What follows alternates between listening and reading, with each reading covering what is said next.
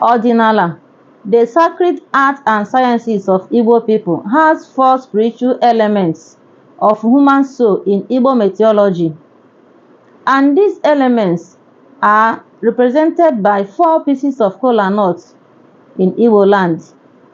These elements are number 1, Chi, number 2, Eke, number 3, Mmụọ, while number 4 is Onye or Ọnụ according to some Igbo dialects.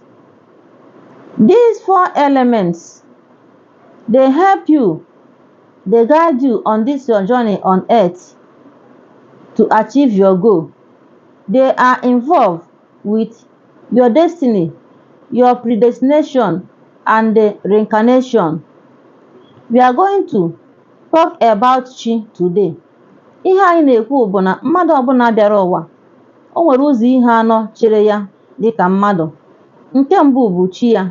Chi ya ahụ bụ ihe na-agbaziri ya ụzọ. Ọkwanụ chi ahụ ga-eme gị, o nwere ebe ị chọrọ ịgaghị ụzọ, chi ahụ ga-asị gị mba.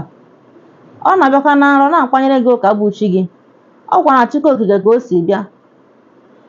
Mbụ chi ahụ, a na-akpọ ya guardian angel. This your chi is your guardian angel. It speaks with you through dream.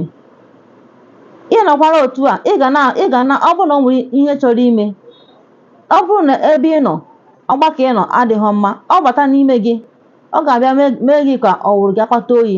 Ọ ga-abịa gwa gị okwu n'ime gị sị gị n'ebe anyị nọ adịghịkwa mma, ngwa pụọ. Ọ bụrụ na ị bụ onye na-egere gị ntị, ị gaghị enwe ihe mkpọbi ụkwụ n'ụzọ. Ọ na-akwa ekwu okwu ọsịsọ, olu ya na-adị nwa obere.